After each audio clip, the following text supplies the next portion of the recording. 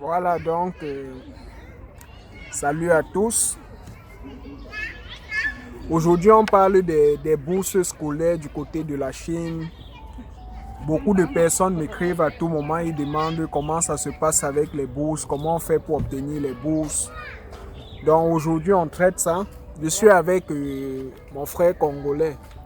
Toutes mes salutations en tout cas. Kongyu. Bon, c'est Lyons. Son nom chinois, c'est Kongyu. Kongyu, exactement.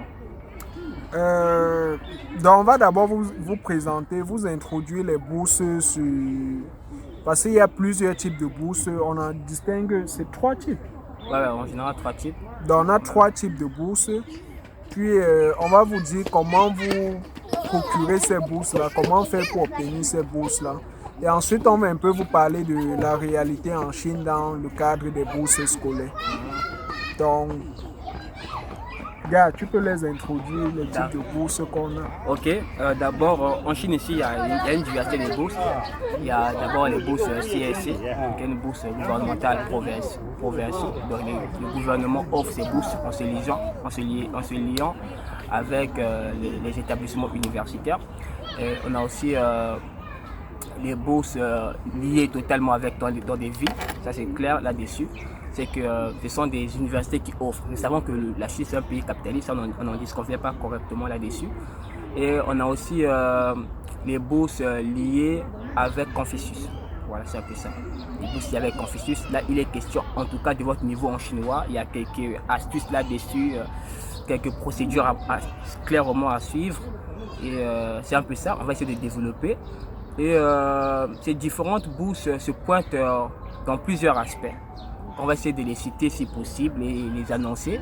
Donc c'est un peu ça en général. Donc je donne la parole à mon frère et puis il va dire quelque chose là-dessus aussi. Donc comme il vous a dit, on a 3 principaux types de bourses. Il y a la bourse Confucius qui en général est la plus difficile à obtenir. On va vous expliquer pourquoi. On a des bourses provinciales qui sont liées aux provinces. C'est un peu comme des bourses gouvernementales mais liées à la province. On a les bourses universitaires qui sont données par les universités. Donc maintenant, on va vous dire, si on vous expliquait un peu d'abord quelles sont les différences entre ces types de bourses-là, avant d'arriver au niveau de comment les obtenir. Donc déjà, premièrement, la bourse universitaire, comme on l'a dit, c'est une bourse qui vous est donnée par l'université. C'est-à-dire c'est l'université qui définit les modalités, c'est elle qui donne cette prime-là. Ensuite, on a la bourse provinciale, encore appelée la bourse gouvernementale. C'est donné par le gouvernement chinois. Le plus souvent, c'est aussi facile d'obtention. C'est juste qu'il y a un bureau auquel il faut parvenir vos documents. Maintenant, il y a la bourse Confucius. La bourse Confucius, pour ceux qui s'intéressent à la Chine, vous devez faire les recherches sur l'Institut Confucius dans votre pays de résidence parce que dans presque chaque pays en Afrique, il y a l'Institut Confucius.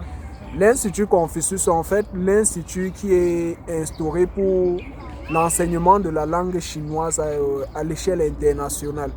Donc, le plus souvent, cette bourse est liée à votre niveau de chinois. Maintenant, si on parlait un peu comment faire pour obtenir ces bourses-là? Exactement. Bon, d'abord, premièrement, je vais d'abord me baser avec les bourses Confucius. En fait, les bourses Confucius, comme mon frère l'a annoncé déjà, ce sont des bourses qu'on obtient au niveau des formations Confucius dans chaque pays, ou en tout cas il y a des ambassades. Ces pays portent en tout cas des établissements Confucius. Donc c'est surtout d'abord un niveau de langue, HSK, qui est recommandé, et aussi certains concours qu'il faut passer. Et une fois qu'on a en tout cas cette bourse-là, la première des choses c'est que le gouvernement chinois octroie à ses étudiants la possibilité de venir en Chine pour se lancer dans la première année, l'année de langue. Et aussi l'étudiant pourrait postuler aussi avec comme suite pour la spécialité, voilà, c'est un peu ça. Et en tout cas, c'est une grande garantie parce qu'on s'attend que l'étudiant déjà puisse avoir une certaine capacité, une certaine facilité à pouvoir manier la langue chinoise déjà. Là, c'est quelque chose de très très bien. Et en ce qui concerne les bourses gouvernementales, c'est d'abord ça aussi que c'est très important. Les gens disent que c'est très difficile, c'est ardu, c'est épineux et tout autre. En tout cas, moi je dis que c'est pas si difficile que ça, il faut juste respecter les normes. Voilà, c'est un peu ça. Déjà avec les bourses CSC, pour ceux qui se trouvent au pays, il faut déjà avoir un niveau HSK au moins. C'est ce qui est garanti. Et sans vous mentir, ceux qui sont au niveau, ceux qui ont déjà leur bachelor, c'est-à-dire leur licence, ont cette facilité déjà à pouvoir appeler pour cette bourse-là. C'est que l'étudiant, simplement, il va postuler en ligne, voyez-vous, ou bien il peut se rendre aussi dans son ambassade. Dans chaque pays respectif, il y a des ambassades pour ça aussi, il y a des normes pour ça. Et une fois que l'étudiant se rend là-bas, l'ambassade pourrait lui donner les détails là-dessus. Mais ce que je pourrais vous dire, si vous avez déjà un niveau HSK, au moins HSK 4, vous avez cette facilité-là en tout cas de pouvoir postuler avec cette bourse. Mais néanmoins, on ne se limite pas qu'avec l'HSK. En Chine ici, il y a aussi les cours dans la spécialité se base en tout cas avec les cours en anglais. Donc, dans cette spécialité-là, on demande au moins le TOEFL. Si tu as au moins un TOEFL, tu as cette facilité de pouvoir postuler pour, en tout cas, cette bourse gouvernementale CSC. Parce que ces bourses-là, en tout cas, par astreinte et par contrainte, ils obligent en tout cas d'avoir soit un HSK ou soit un TOEFL pour les cours en anglais, pour ton parcours, pour votre parcours en anglais, et un HSK pour votre parcours en chinois. Donc c'est un peu ça. Et en ce qui concerne ensuite encore, toutefois je pourrais donner encore les détails là-dessus, mais je vais aller rapidement donner la parole à mon big boss. Donc en ce qui concerne déjà les bourses des écoles, en ce qui concerne avec les établissements universitaires, voilà. En ce qui concerne les établissements universitaires, il y a l'établissement de Incha en tout cas qui donne très souvent des bourses totales. Donc il y a une diversité. Il y a des bourses, sur les bourses totales, il y a les bourses totales A déjà, qu'il faut savoir, qu'il faut maîtriser. Il y a les bourses totales B. Je vais expliquer en quoi consistent ces bourses totales. En fait, la bourse totale A, c'est que l'État allège tout. L'étudiant en tout cas peut faire sa joie. Parce qu'il aura un stipend par mois. Ouais. Donc quelque chose de 2001 déjà. Et en Chine en tout cas... Le stipend, c'est ce que vous touchez chaque mois, votre argent de poche en fait. Et en tout cas, c'est pas mal en tout cas, parce que très souvent, c'est au-delà des 150 000 francs CFA, je suis de la ramener en francs CFA. Il y a très bien, il y a quoi se régaler avec cette somme d'argent-là. Faites très attention parce que... c'est la joie. C'est la joie en tout cas. Donc au moins, surtout ceux qui se lancent pour un niveau master, il y a ceux qui gagnent 300 000, ça je vous l'assure. Tu as 300 000 par mois et tu paies ni ton logement, ni ton dortoir, tu ne paies pas des frais des études. Or, en Chine ici, les frais des études sont très chers. Ça, nous le savons, il y a des gens qui dépensent 2 millions, 3 millions par année avec les frais des études. Or, tout ça t'est allégé complètement. Le dortoir t'est allégé, les frais des études t'est allégé et tu as un stipend environ de 300 000, 250 000. Mais mec, tu vois, en tout cas, tu vas brunir, en tout cas, tu vas changer, en tout cas, c'est pas peut-être avec le temps, mais c'est l'argent, mon frère, parce que l'argent aussi, ça influence. Et donc, c'est déjà quelque chose de très très bien et il y a quoi à se régaler avec. Et sur le niveau bachelor aussi, les gens disent que non, lorsqu'on se lance avec ces bourses-là, avec le bachelor, c'est-à-dire licence, on n'a pas assez d'opportunités. C'est faux, il y a des opportunités, il y a une diversité d'opportunités en tout cas à pouvoir saisir. C'est que ces écoles qui octroient des bourses totales aussi, pour les bourses A, bien sûr là où je suis, c'est que souvent, le niveau bachelor, je peux gagner 200 000 en tout cas. En tout cas, c'est plus de 100 000 si je dois le ramener en France CFA en tout cas. C'est déjà très bien. Et la chambre est allégée, comme je viens de le dire. Les frais des études sont allégés et tout. Donc, tout c'est allégé. Ce qu'il faut payer, c'est juste l'assurance, voyez-vous, et le visa pour chaque année. Et là, ça fait 1200 yuan, qui est environ, ça fait déjà combien? Environ 120 000. C'est 100 000, 120 120, exactement. 100 000 francs. 100 000 francs. Donc voyez-vous, donc c'est juste quelque chose pour ça, pour l'année bien sûr. Donc c'est déjà une garantie. Et rapidement, si je dois me lancer avec les bourses B, les bourses totales B. Mais dans ces bourses totales B, c'est quoi? C'est que tout est assuré en tout cas. Le logement, tu vois, c'est allégé. Les frais des études, c'est allégé. Nous savons que les frais d'études en Chine, c'est payé de moitié. Ouais, exactement. Donc du coup, tu n'as pas un stipend par mois, ça c'est pas un problème, mais au moins tu as, en tout cas, l'État ou l'école essaie d'alléger encore beaucoup de points en tout cas. Et ça donne aussi une facilité à l'étudiant de pouvoir mener sa vie en Chine et de bien pouvoir poursuivre ses études. Il y a aussi les bourses partielles. Les bourses partielles, en fait, ça consiste à quoi? C'est que l'État essaye, en attendant, il n'y a pas de stipend avec ça aussi, mais l'État essaie d'alléger l'un des points, soit l'allège le dortoir. En tout cas, je ne paye pas en ce qui concerne les dortoirs, soit il essaie d'alléger les frais des études. Ouais, la pension. Donc c'est un peu ça. Donc c'est un peu ça en gros. J'essaie d'annoncer brièvement en ce qui concerne les bourses. Et voilà. Donc, je fais un petit récapitulatif. Ouais. Donc, on a dit on a 3 types de bourses. On a la bourse Confucius qui est la meilleure sur le marché. On a les bourses du les bourses du gouvernement qui sont pas mal aussi. Et on a les bourses des universités. Donc, comme on vous l'a dit, pour obtenir la bourse du Confucius, il faudrait que de base, vous ayez été dans l'Institut Confucius de votre pays et ensuite, vous deviez poster vos documents, soit depuis le pays ou que vous soyez déjà en Chine. Ça dépend. Si vous avez des questions, dans les commentaires. Ensuite, on vous a dit il y a la bourse gouvernementale qui est liée à la province et on a la bourse université qui est liée à l'université. Et ces bourses-là sont classifiées en 3 types. On a le type A qui est la full bourse. La full bourse, c'est en anglais, en français, la bourse totale, c'est-à-dire vos frais de dortoir, vos frais d'études et vous avez de l'argent de beignet qui est inclus dans votre bourse, le tout en un. Ensuite, on a la bourse de type B qui est une bourse partielle qui consiste à réduire de moitié ou d'un certain pourcentage vos frais d'études et vos frais de dortoir. Mais malheureusement, vous n'avez pas d'argent de poche. Mais de plus souvent, il y a certaines bourses qui offrent aussi l'argent de poche dans le type B. Puis on a la bourse de type C dans lequel soit vous payez les frais de dortoir, soit vous payez les frais d'études. Dans tous les cas, vous deviez payer l'un ou l'autre. Et il n'y a pas d'argent de poche dans celle-ci.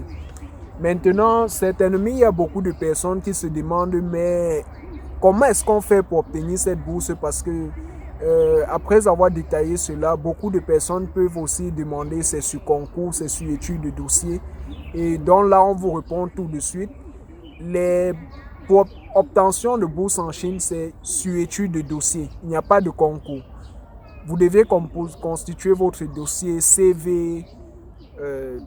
Vous constituez votre CV. Vous associez à cela une photocopie de votre passeport. Je pense que c'est tout. Vous associez votre CV, photocopie de passeport. Bon, pas photocopie, je vais dire scan. Transcrit en anglais, bien sûr. En anglais, oui. Pas en français en tout cas. Pour les francophones, non, pas en français. Ouais. En anglais ou en chinois. En anglais ou en chinois, parce que la plupart des personnes qui suivront cette vidéo parlent certainement français. Donc, vous transcrivez vos documents en anglais ou en français. J'ai dit CV, le scan du passeport, le scan de votre CV, un scan de vos diplômes. Puis vous allez envoyer certainement à l'université en question. Et le but de cette vidéo est de demander à nombreux d'arrêter de vous faire arnaquer. Parce qu'il y a plein de personnes qui se font arnaquer dans le circuit des bourses pour la Chine. Vous pouvez soit contacter votre université directement, soit passer par l'intermédiaire d'un étudiant qui est déjà en Chine ou d'un agent. Mais surtout, rassurez-vous que votre intermédiaire est fiable parce que le plus souvent, ils ne sont pas fiables ou alors ils peuvent vous faire parvenir des informations erronées. Exactement. Donc, vous le retenez, les bourses se donnent sur étude de dossier et l'intermédiaire doit être quelqu'un de fiable. Maintenant, il y a autre chose qui suscite l'intérêt, c'est celle de savoir la vie en Chine. Parce que après, si vous obtenez votre bourse, vous devez voyager et que vous arrivez en Chine. Vous vous posez certainement la question de comment est la vie en Chine, y a-t-il du racisme, y a-t-il... Donc, tu donnes ton opinion. En ce qui concerne d'abord le racisme, je dirais, les gens parlent du racisme et tout, mais moi, premièrement, lorsque je suis venu en Chine, la première ville auquel je suis arrivé, c'était Guangzhou en tout cas. Guangzhou, la ville commerciale. La ville commerciale. En tout cas, moi, c'était comme si je suis en Afrique. Parce que quand je sors, je vois les mecs, en tout cas les noirs, plein en train de faufiler à travers les trottoirs et tout. Je me suis dit, je suis en Afrique. En tout cas, là, je n'ai pas vraiment ressenti en tout cas ce sentiment en tout cas du racisme.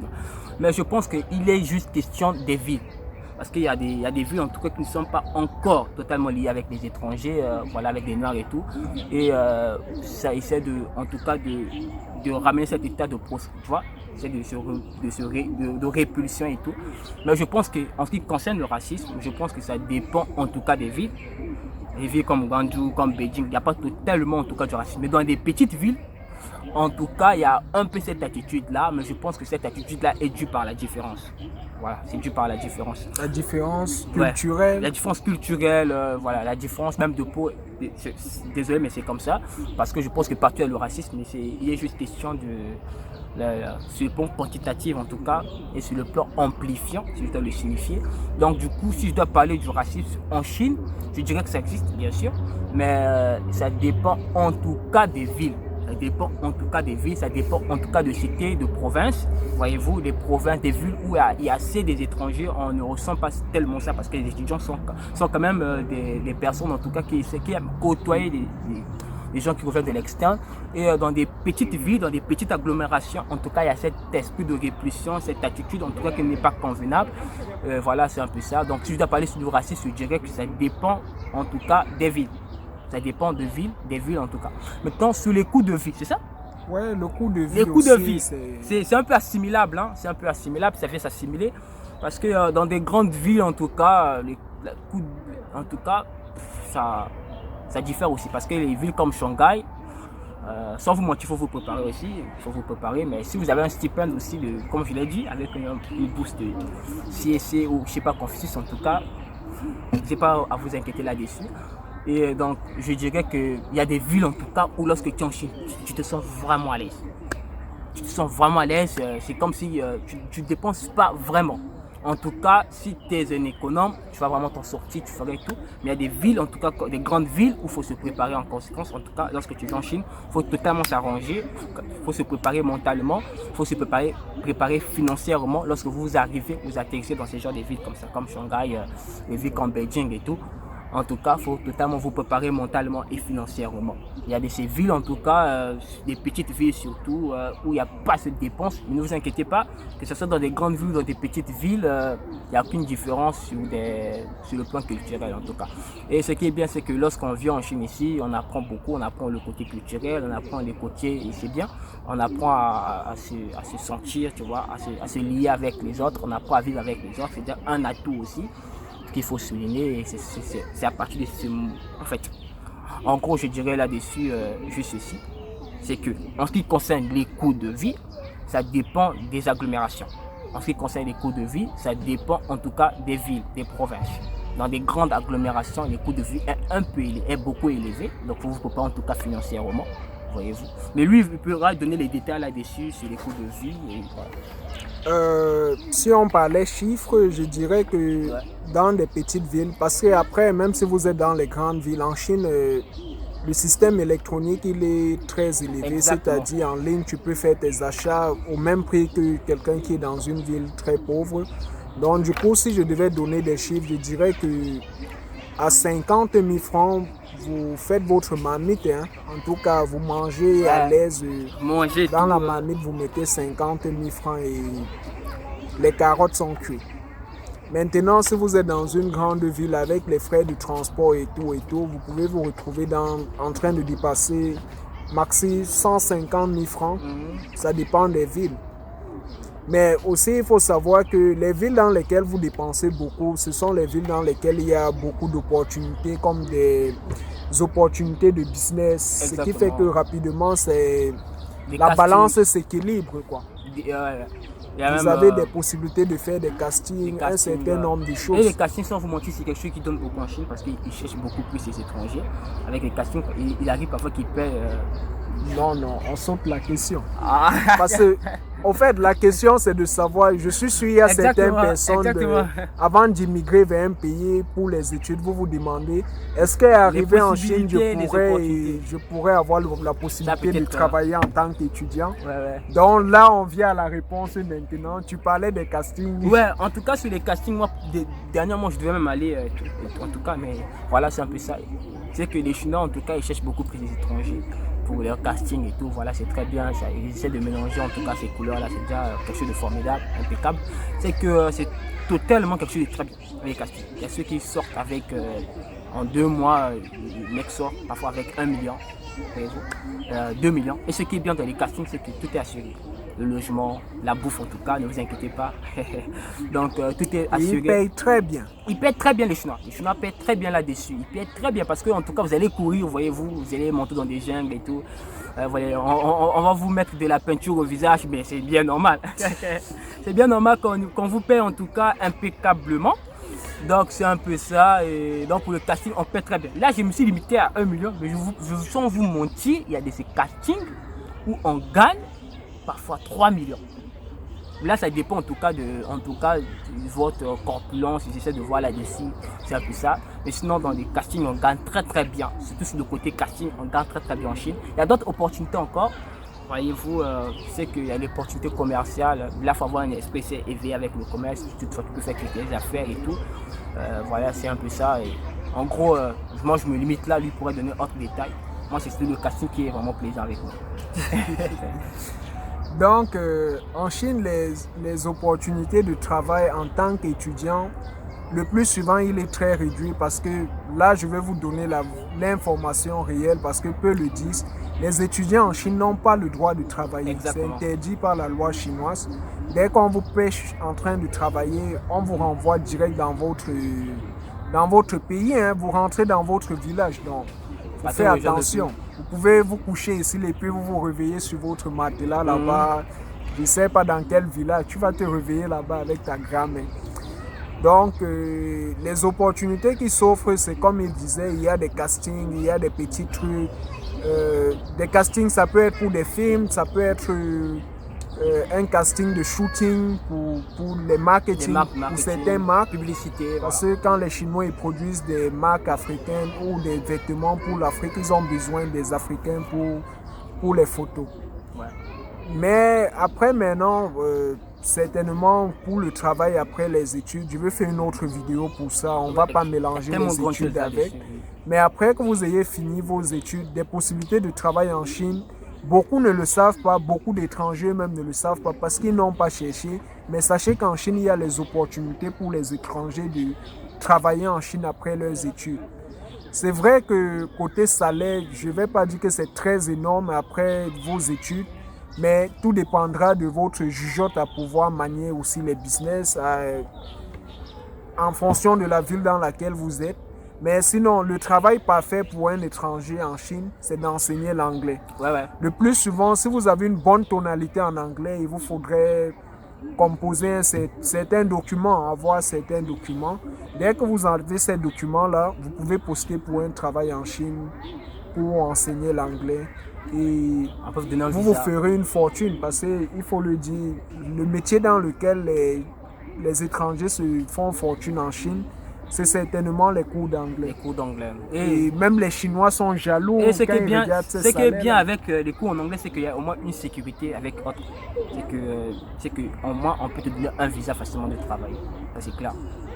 Donc là c'est surtout au moins lorsque tu as ta licence déjà, ou encore parce qu'il y a des possibilités de travailler en même temps d'étudier, ça c'est clair.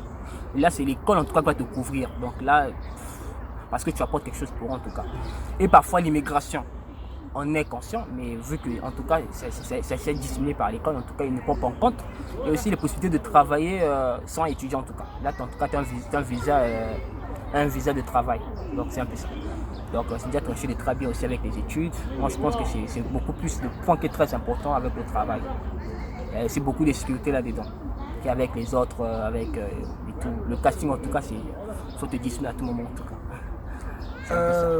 Je pense qu'en ce qui concerne les études en Chine, là on a déjà fait une vidéo de pratiquement 24 minutes. On n'a pas dit tout, mais on a dit l'essentiel. Maintenant, si vous avez des préoccupations, certainement il y aura encore une autre vidéo pour entrer plus en détail, plus en profondeur, pour être plus explicite sur le sujet. Vous laissez en commentaire vos préoccupations, vos demandes, et puis on va refaire une autre vidéo pour vous répondre à cela. Peu importe la question. Mais avant, les Congolais, là, abonnez-vous. Hein? Dis aux Congolais de s'abonner. Ils sont forts pour ça. Moi, j'ai confiance en eux. Il faut les dire. En tout cas, les mecs, abonnez-vous. Moi, je compte sur vous. En tout cas, ne faites pas en tout cas. Les Camerounais, abonnez-vous aussi. Likez. On va vérifier. Il faut partager. On va vérifier. Moi, ces gars-là, je les connais. Il ne faut pas faire, il y a plus de Congolais abonnés à la page que les Camerounais. Je t'assure que d'ici 2 semaines, tu verrais. Il y aura un cas, il y aura 2 cas. Ils me lancent le challenge. Les Camerounais vous lancent le challenge. J'ai relevé le défi, il ne faut pas me faire avoir honte. Non, ça c'est clair. Tu verras d'ici. Donc, on fait comme ça, vous likez et puis vous laissez vos préoccupations. On espère que dans un futur proche, nous serons tous en Chine. Bye bye. Bye bye.